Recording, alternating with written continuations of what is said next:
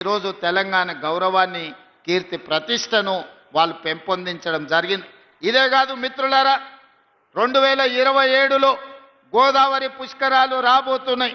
ఆదిలాబాదులో మొదలు పెడితే ఖమ్మం జిల్లా వరకు గోదావరి పరివాహక ప్రాంతం తెలంగాణ ప్రాంతానికి వరప్రదాయిని, అత్యంత పవిత్రమైన గోదావరి జలాల పుష్కరాలు వచ్చే సంవత్సరం రాబోతున్నాయి.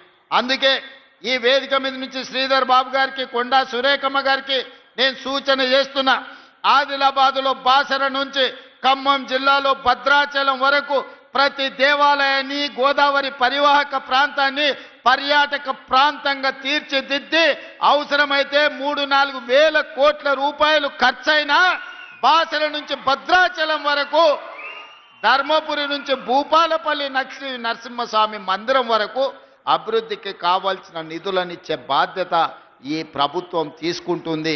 పర్యాటక కేంద్రాలను, ఫారెస్ట్ ప్రాంతంలో రిసార్ట్లను అభివృద్ధి చేసే బాధ్యత మన ప్రభుత్వం తీసుకుంటుంది.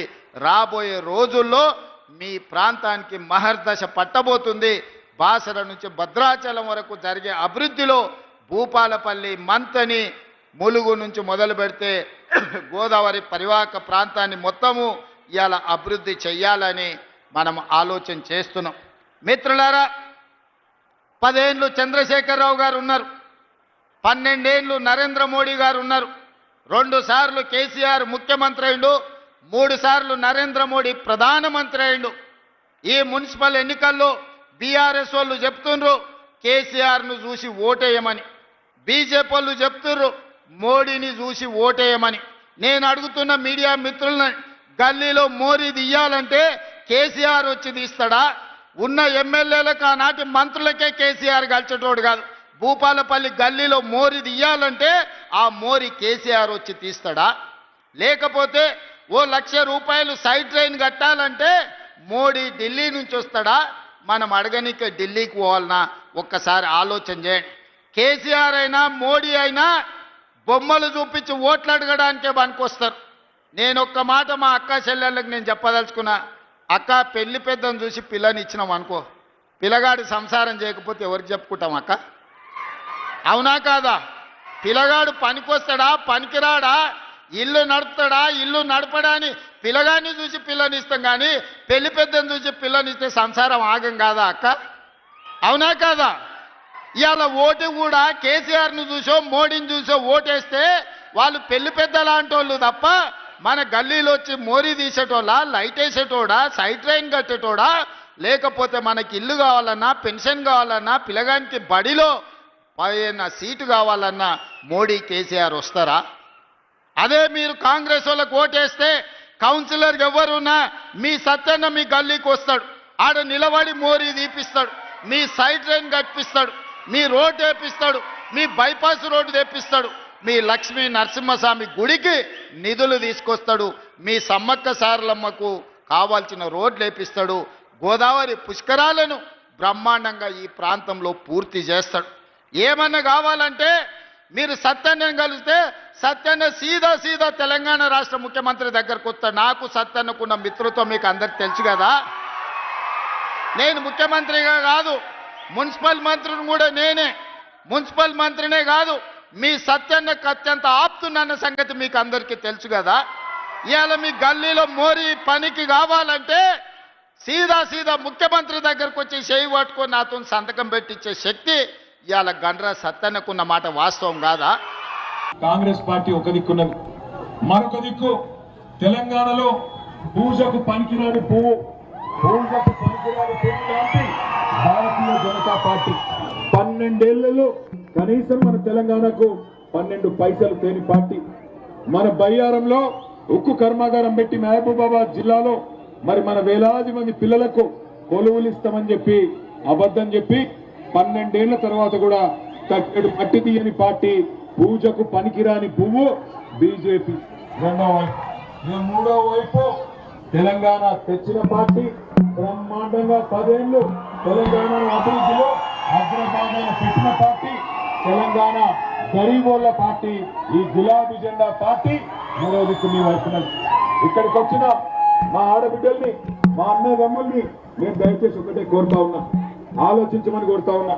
ముఖ్యంగా వాళ్ళకి జాగియండి వాళ్ళ మీద కొద్దిగా జరగండి, వాళ్ళకి జాగియండి, వాళ్ళకి జాగియండి. అమ్మా ఓమా జాగ్రత్త. ఒక్క మాట ఇక్కడికి వచ్చిన ఆడబిడ్డ పరకాల నుంచి వచ్చినాయి. ఇప్పుడు పరకాలలో నాకు ఒక పంతులు కలిసిండు. ఎక్కడ పోతున్నావు అంటే మహబూబాబాద్ పోతున్నా అని చెప్పిన, మానుకోట పోతున్నా అని చెప్పిన. మీకు ఒక మాట చెప్పమన్నాడు, మిమ్మల్ని అడగమన్నాడు. ముఖ్యంగా మహబూబాబాద్ లో కంపల్సరీ అడుగు అని చెప్పిండు. ఏం అడగమన్నాడు ఎరికేనా? మీ అందరికీ ఇక్కడున్న మా ఆడబిడ్డలు ఎక్కడ కలవడు, మీ అందరికీ నెలకు 2,500 రూపాయలు పడ్డాయట కదా, పడలేదా? పడ్డాయంట, నాకు తెలుసు పడ్డాయి. కానీ లక్షల రూపాయలు మీ అకౌంట్లలో ఉంటే ఎక్కడ కేటీఆర్ అన్న వచ్చి మిమ్మల్ని బాకీ అడుగుతాడేమో అని మీరు నాకు చెప్తలేరు. అంతే, పడ్డాయి కదా. నిజంగా పడలేదా? నిజంగా ముసలోళ్ళకు 4,000 పెన్షన్ రాలేదా? సోనియా గాంధీ మీదొట్టు, రాహుల్ గాంధీ మీదొట్టు, ప్రియాంక గాంధీ తోడు రాలేదా? సోనియమ్మ తోడు రాలే? అమ్మా మీ మహబాద్ వాళ్ళు చాలా హుషారున్నారు. అంటే ఇప్పుడు ఇక తులం బంగారం కూడా రాలేదంటారు ఇక మీరు. నిజంగా రాలేదా? పక్కనంతటి వచ్చింది. మరి మీ ఎమ్మెల్యే మురళి ఏమన్నా తీసుకుంటే నాకు తెలియదు. బంగారం ఎత్తుకపోయిందేమో. రాలేదా తులం బంగారం? స్కూటీలు రాలేదా? రైతు బంధు వచ్చిందా? విద్యా భరోసా కార్డు వచ్చిందా? బతుకమ్మ చీర వచ్చిందా? మరి కేసీఆర్ కిట్ వచ్చిందా? రంజాన్ తోఫా వచ్చిందా? ఏమి రాలేదా? మరి మహబాద్ లో శంకర్ నాయక్ ని 53,000 ఓట్లతో ఒడగొడుతిరి. మరి మనకి ఇప్పుడన్నా కనీసం సోయి వచ్చిందా? తప్పర్థం చేసుకోకుర్రి. నేను మేము ఈ కాలు మొత్తం ఆగురా కొద్దిసేపు. ఎందుకు అడుగుతున్నా అంటే ఆ రోజు అరిచేతిలో వైకుంఠం చూపెట్టి మేము కేసీఆర్ 10,000 ఇస్తే మేము 15,000 ఇస్తా అని, కేసీఆర్ 2 పంటలకు రైతు బంధిస్తే మేము 3 పంటలకు ఇస్తామని, ఆయన ఇచ్చేది ఏంది మేము క్వింటాల్కి 500 బోనస్ ఇస్తామని చెప్పే. వచ్చినాయా మరి ఏమన్నా ఒక్కటన్నా? కనీసం యూరియా బస్తాలు దొరుకుతున్నాయా? రైతు బంధు లేదు, యూరియా బస్తా లేదు. తప్పు రేవంత్ రెడ్డిది కాదు.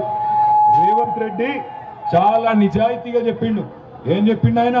వెనకటి రోజులు తీసుకొస్తా అని చెప్పిండా? ఆనాటి రోజులు తెస్తా అన్నాడా? వచ్చినాయా మరి ఆనాటి రోజులు? ఏది చెప్పులు లైన్లో పెట్టే రోజులు వచ్చినాయి కదా. కాంగ్రెస్ ఉన్నప్పుడు ఆనాడు మళ్ళా చెప్పులు లైన్లో పెట్టినాం. మళ్ళా కేసీఆర్ ఉన్న రోజులు ఆటో అన్నకు ఒక 400 రూపాయలు ఇస్తే పొలం కాడికి వచ్చి యూరియా బస్తాలు వేసిపోతున్నాయి. ఇవాళ ఏమైంది? మళ్ళా ఆటో అన్న లేడు. ఆటో అన్నకు ఆయనకు సమస్య వచ్చింది, వాళ్ళు ఆత్మహత్యలు చేసుకుంటున్నారు. యూరియా బస్తాలు దొరకలేవు, రైతు బంధు పడతలేదు. మరి బోనస్ అంటే బోనస్ కూడా బోగస్ అయిపోయే పరిస్థితి వచ్చింది. ఈ మాట నేను పదే ఎందుకు చెప్తున్నా అంటే దయచేసి ఒకటే యాద పెట్టుకోండి. 2 నెలల కిందట ఆ రోజు కాంగ్రెస్ వాళ్ళు చెప్పిన అందమైన అబద్ధాలు విని ఆ రోజు మోసపోయి ఈ రోజు మోసపడుతున్నాం. దయచేసి ఓటేసే ముందు ఒకటి గుర్తుపెట్టుకోండి, ఒక్కసారి తప్పు చేస్తే 5 ఏళ్ళు ఆ తప్పుడు ఓటుకు 5 ఏళ్ళు బాధపడే పరిస్థితి వస్తుంది. 2 ఏళ్ల కిందట మీరు మోసపోయారు మహబూబాబాద్ లో కాంగ్రెస్ చేతిలో. 2 ఏళ్ల కిందట మహబూబాబాద్ లో మోసం జరిగింది. కాంగ్రెస్ వాళ్ళు వచ్చిండ్రు, కథలు చెప్పిండ్రు, ఓట్లు వేయించుకున్నారు, అవతల పడ్డరు, రూపాయి పని కాలే. మళ్ళీ 2 ఏళ్ల తర్వాత ఇలా మళ్ళీ వస్తున్నారు, ఇంటింటికి వస్తున్నారు. ఆడబిడ్డల దగ్గరికి వస్తారు, అక్క అంటారు, చెల్లె అంటారు, మేము అధికారంలో ఉన్నామంటారు. మధ్యలో బుగ్గ గిల్లుతారు, మరి గవ్వ పట్టుకుంటారు, కాళ్ళు పట్టుకుంటారు. నా కోటే రక్క లేకపోతే నేను చచ్చిపోతా అంటాడు. 3 గ్యాస్ ఉన్న డబ్బా పట్టుకొని వస్తాడు, నేను చచ్చిపోతా అంటాడు. కానీ దయచేసి గుర్తుపెట్టుకోండి, ఇది మహబూబాబాద్ తలరాత మార్చే ఎన్నిక. మహబూబాబాద్ తలరాత మార్చే ఎన్నిక. ఒకసారి ఎవరైనా మనల్ని మోసం చేస్తే మొదటిసారి మోసం చేసినోడిది తప్పైతుంది. కానీ రెండవసారి అదే వ్యక్తి లేదా అదే పార్టీ అదే దొంగ మాటలు చెప్పి ఈసారి కూడా మోసం చేస్తే ఈసారి తప్పు మనదైతుంది. వాళ్ళ చేతిలో రెండోసారి మోసపోతారా లేదా? దయచేసి మహబూబాబాద్ లో మీరు ఆలోచించాలని చెప్పి నేను కోరుతా ఉన్నా. అయినా నాకు తెలియక అడుగుతా, ఒకసారి ఆలోచన చేయండి. కేసీఆర్ గారు మహబూబాబాద్ తాలూకా కేంద్రంగా ఉంటే మహబూబాబాద్ ని జిల్లా కేంద్రం చేసిండు. తాండాలను గ్రామ పంచాయతీ